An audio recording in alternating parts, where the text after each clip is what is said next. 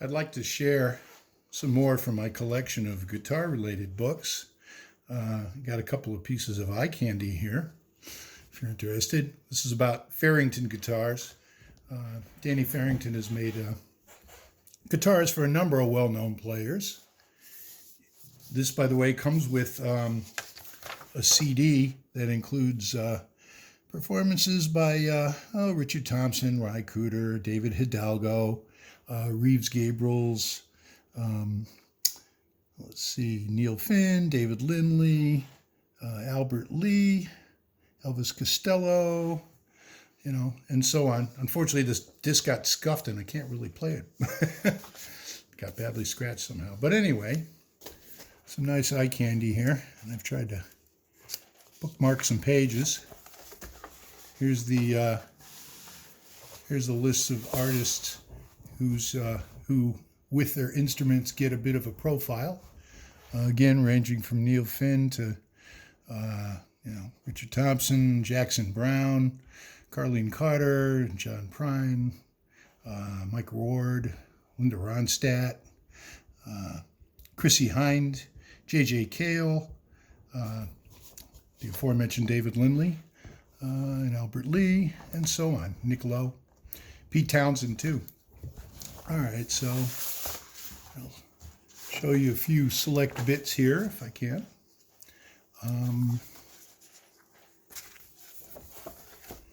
There's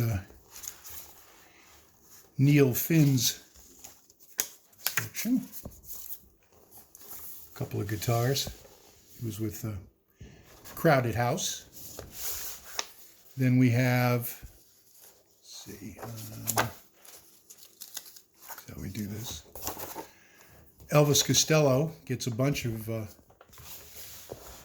pages.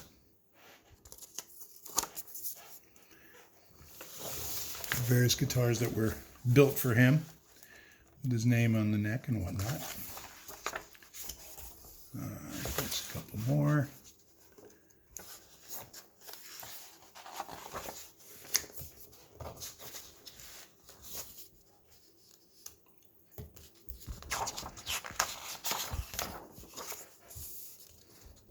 Elvis bass, Costello, I should say. Then we got some country people, Hoyt Axton. Pages are really stiff, they're hard and slippery. Roddy Frame, Emmylou Harris. I think Albert Lee is next. Yeah, Albert Lee. Acoustic electric of some kind. Chris Difford of Squeeze. Who else did I? Nick Lowe. There's somebody well known. Guitars as well as. Didn't see a bass though, just guitars, which is interesting for Nick. David Hidalgo of Los Lobos. Let's see. Pete Townsend. One wonders if the guitars have survived. I hope so. I don't think they were ever played on a stage as far as I know. But here's some of Pete's custom guitars. Henry Kaiser, a little bit controversial as a player, but a good buddy of David Lindley. Got Mike Campbell from Tom Petty's band, formerly. He's no slouch. I guess I shouldn't be surprised to see a double neck 6 and 12 from him with what looks like a Dan Electro pickup on one, and some more of his double neck from Mike Campbell. Roseanne Cash. Phoebe Snow. Ferrington builds guitars. Kind of a collage of how things are put together. Again. All right, let's see. Richard Thompson, longtime favorite of mine. I've seen video of him playing a Ferrington electric on stage, but not very commonly. Mostly he's been a Strat guy for like forever. And for acoustic, he's got a Lothar, is it? I think that he's been playing for ages. It has a crack in the soundboard. He's still playing it. But you might occasionally see pictures of him on an electric. You know, built by Ferrington. Here's Richard Thompson again, talking about he played a Ferrington acoustic on Waltzings for Dreamers, How Will I Ever Be Simple Again, and Al Bowley's In Prison. In Prison, In Heaven. So a couple of classic Thompson tunes that a Ferrington acoustic showed up on. Stephen Bishop likes colorful guitars. Jackson Brown, sort of a Firebird, reverse Firebird shaped acoustic or acoustic electric. She's a pretty one. Kurt Cobain, apparently Ferrington built a kind of a Mustang copy, custom Mustang copy for Kurt Cobain when he was still alive. There's some story behind it. Producer Don Was, well known. Carlene Carter. Oop, I missed one. Michael Anthony, bass for Van Halen. And let's see, right? Did I get that right? Carlene Carter, of course, another sort of a reverse Firebird kind of shape. John Prine, classic songwriter. Linda Ronstadt. All right, these keep almost vacuuming themselves together. I missed over Mike Ward, Crystal Gale, J.D. Souther. So, Purple Prototype. And Ry Cooter. Again, Ry, however, is generally either a modified Strat, heavily modified Strat, or Teisco, kind of bizarre guitar guy. But he's got some Strat-ish guitars here that were built for him. And again, for Ry.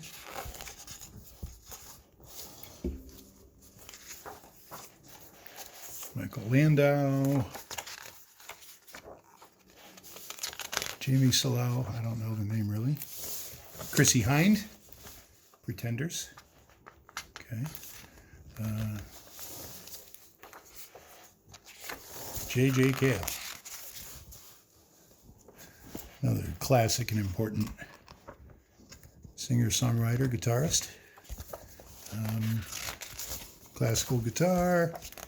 David Lindley, he built a saz, a Turkish saz for Lindley, and also built a guitar for Rossi, one of the Madagascari musicians that Lindley and Henry Kaiser played with and toured with afterward for their World Out of Time recording project in Madagascar, which is fantastic. By the way, there's some really sophisticated players there on all kinds of instruments, including homemade ones.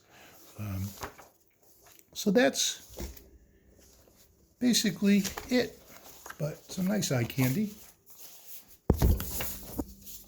Ferrington guitars. And then we have another bit of serious eye candy by Bob Brosman, History and Artistry of National Resonator Instruments. So this goes into, first of all, details about the founders of the company and manufacturing, okay, advertising, in the 1920s.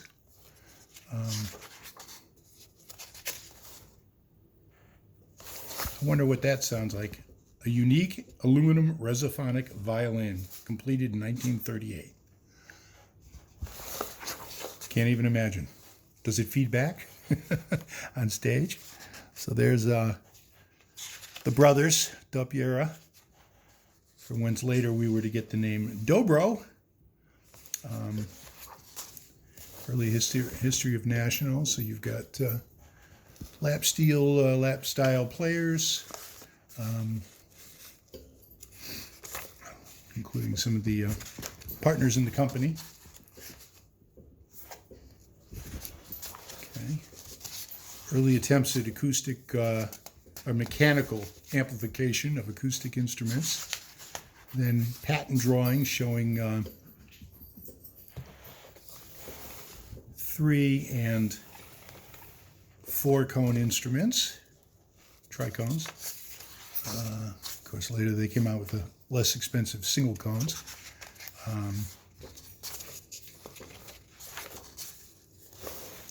More design drawings and patents.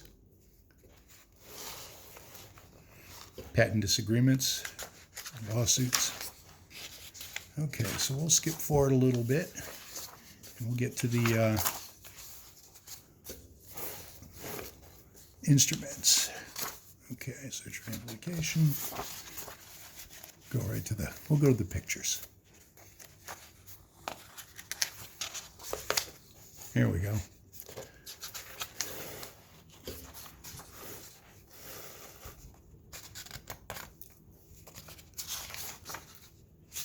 Style 2 tricone.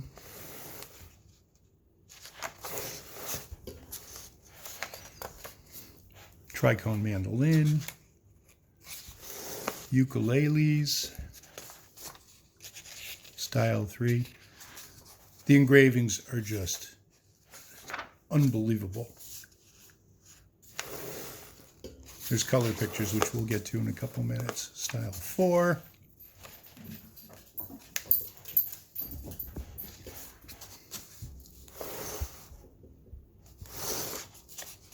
Okay, we'll shoot ahead. You get the general. Love the palm trees. Frequent motif, at least for the Hawaiian players. All right, let's get to the colored photos in the middle, which is where the real eye candy is. Oops, sorry. I should have tagged these pages. All right, Spanish neck tricone, style 2 tricone. Early example with extra top holes. All right, then we've got Hawaiian tricones, okay, which would have had square neck. These are the backs of the same instrument. Spanish neck, round neck.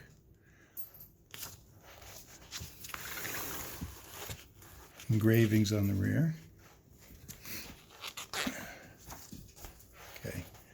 Mandolins, presentation mandolins. Style 3 guitars again. Okay. A 12 fret style O guitar. Front and back. More palm trees.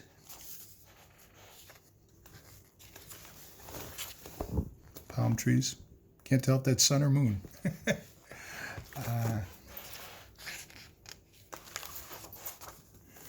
All the various headstock styles, which help you identify the style of the guitar historically.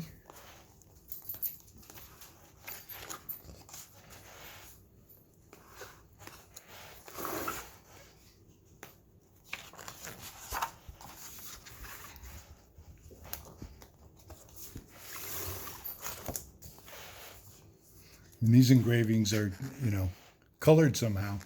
They're not just etched. There's mandolins, tricone mandolins. A close-up of a colored etching on the back of a guitar. Oh, mandolin. This one is just incredible. It may have been made for presentation and display at trade shows, and it seems to show radio antennas and communication and the sort of electrical lightning motif that looks suspiciously like a smokable herb substance.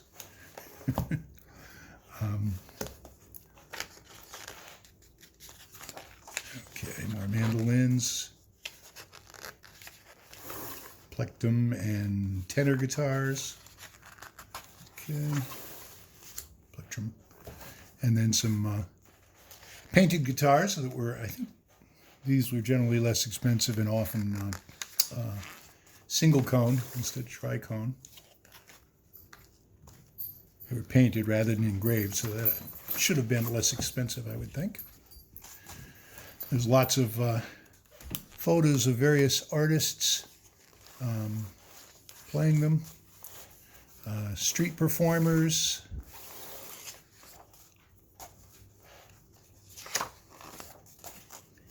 advertisements,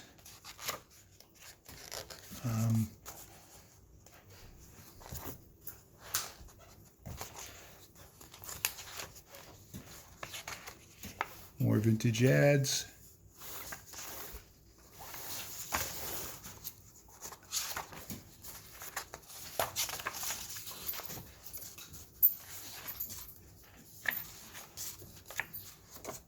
Okay, you get the general gist. Some info on setup and maintenance.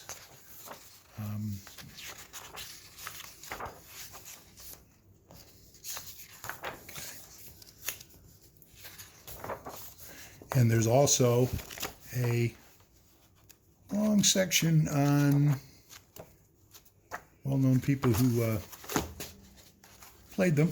Let's see where it starts. Okay, should be up here.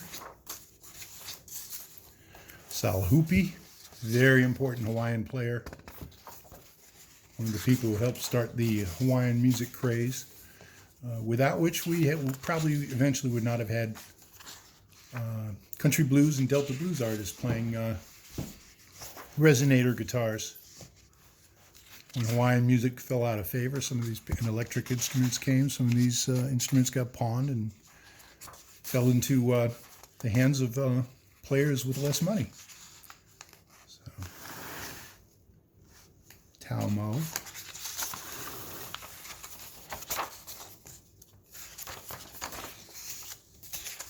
And family. Sam Koo West. King Benny. These are all Hawaiian players pretty much. Let's skip ahead a little. Get into the blues. All right. Tampa Red, a favorite of mine, with the Type 4, early Type Style 4 tricone. Purportedly gold-plated, it says. Right. And then we have Sun House, another really important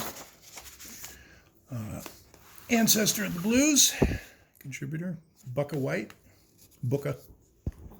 with a National. And we've got Bo Carter, Blind Boy Fuller, Walter Jacobs, P.D. Wheatstraw, Scrapper Blackwell. I'm trying to think. Is he the one who wrote Nobody Knows Who When You're Down and Out?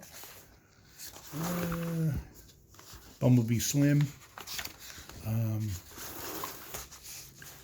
Jazz player. Oscar Ailman, now somebody I'm familiar with. Black Ace. The McKendrick brothers. Okay, and we're into the pictures again. So anyway, that's it. History of National Resonator instruments. Hope you enjoyed these.